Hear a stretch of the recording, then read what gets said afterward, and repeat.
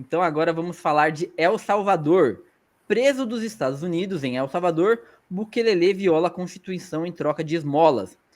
Bukele e Marco Rubio chegaram a um acordo que prevê o envio para prisões de El Salvador de condenados pela Justiça dos Estados Unidos, independentemente da nacionalidade. Esse texto é do Edgardo Ayala, uma tradução da nossa querida Beatriz Canabrava. O que você destaca, Gui?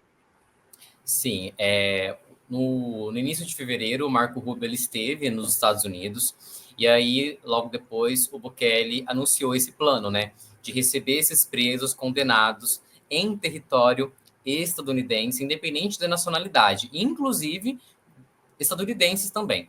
E aí, o primeiro obstáculo que se poderia enfrentar, a gente depois pode falar sobre obstáculos constitucionais, num país que é praticamente tudo controlado pelo Bukele, mas um dos obstáculos constitucionais é que, para que alguém seja preso dentro de El Salvador, precisaria ter sido julgado dentro de El Salvador, e não fora. Então, esse pode ser um dos entraves, né?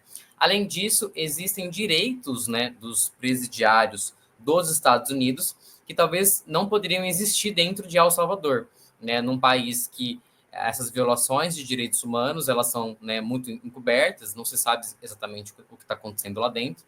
Então, por exemplo, o direito à visita, né, aos detentos em El Salvador é um direito bem limitado. Então, isso também poderia ser violado.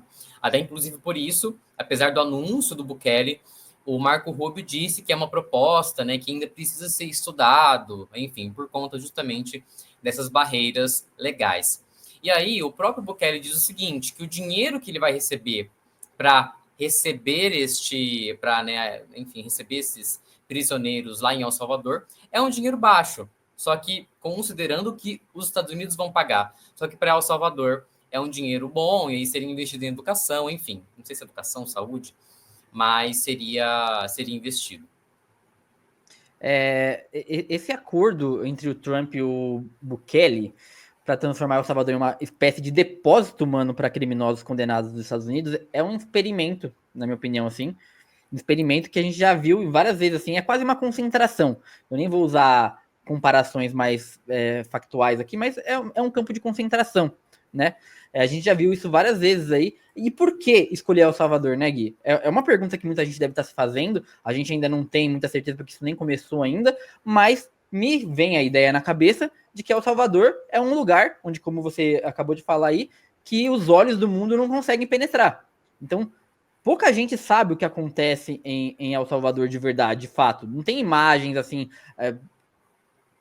caindo na sua tela sobre como eles são tratados e tal. A gente tem denúncias e tudo mais, algumas fotos que a gente até publicou aqui na própria Diálogos do Sul, mas a gente tem uma coisa muito nebulosa sobre o que acontece lá. E o que melhor para se livrar dos seus inimigos do que mandando pessoas para lá, sabe?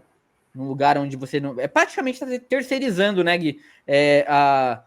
A responsabilidade sobre essas pessoas, porque são pessoas ainda. Nem se sabe ainda que tipos de presos serão esses, né? Podem ser imigrantes, por exemplo. Nada me tira da cabeça que vão ser, inclusive, o principal alvo dessa terceirização aí. Manda um monte de imigrantes para lá, ele não vai ter mais os olhos do mundo sobre como Trump está tratando os imigrantes, porque ele não está mais lá nos Estados Unidos. E aí, como que fica?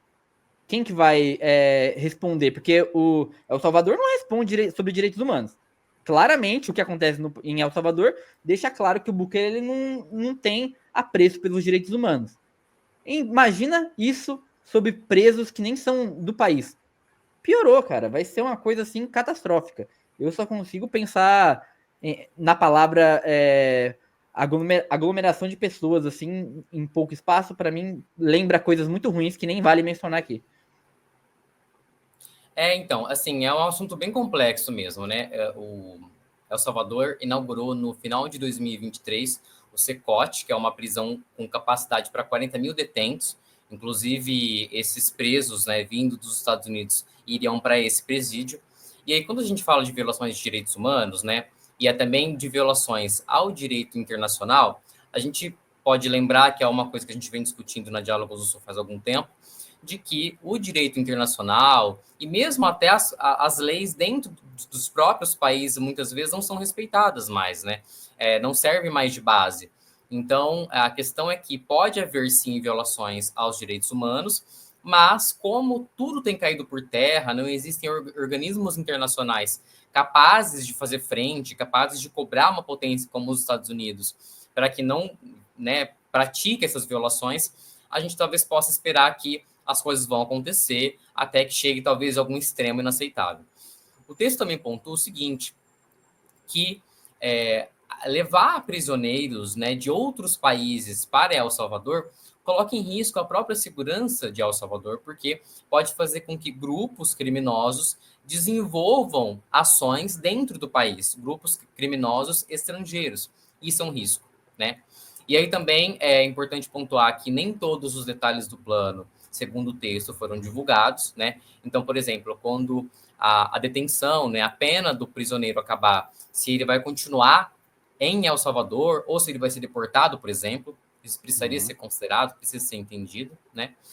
E aí, só para a gente falar também sobre a questão, né, de violações aos direitos humanos e do peso que isso tem, a luta, né, anticrime, né, do Bukele, ela levou ele a ter uma aprovação muito alta lá, né, a mais de 80%, segundo algumas pesquisas. E isso torna muito difícil você não só criticar o governo, criticar é fácil, mas fazer uma frente a ele, porque a população em si aprova esse governo, aprova os métodos dele, até porque ele conseguiu, de fato, desmantelar, segundo o texto, grandes grupos criminosos, né? A gente publicou 2 textos essa semana sobre o Bukele, sobre El Salvador, e um deles fala justamente dessa aprovação dele e de como que isso, inclusive, coloca em risco a existência de outros partidos políticos que podem, em até 8 anos, desaparecer, né?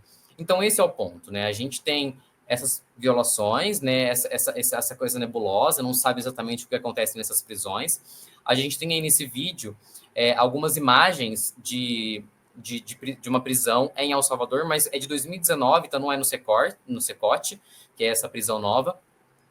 E, enfim, né, tem gente que fala que direitos humanos, enfim, é aquilo, é para bandido, né, a gente já vai entrar nesse mérito, a gente sabe que o que certos setores pensam, principalmente direita e extrema-direita, mas, para além disso, né, para além da gravidade que são as violações aos direitos humanos, a gente tem um respaldo a ele, e isso torna difícil qualquer tipo de enfrentamento, né. Então, é um pouco preocupante, porque, enfim, né, para quem se preocupa com direitos humanos, saber que pode estar acontecendo coisas graves, mas que não vai haver uma reação porque a população apoia, é realmente bem desconcertante, vamos dizer. E o Bukele, que já, né, tem esse orgulho dentro de si de sua mega prisão, né? Tipo, ele tem. É um projeto dele que ele se orgulha muito. Agora transforma o seu país em uma terra sem lei, praticamente, para os rejeitados do sistema carcerário dos Estados Unidos. Tudo em troca de um pagamento que, como o Guilherme diz, né, o valor nem sequer é divulgado ainda.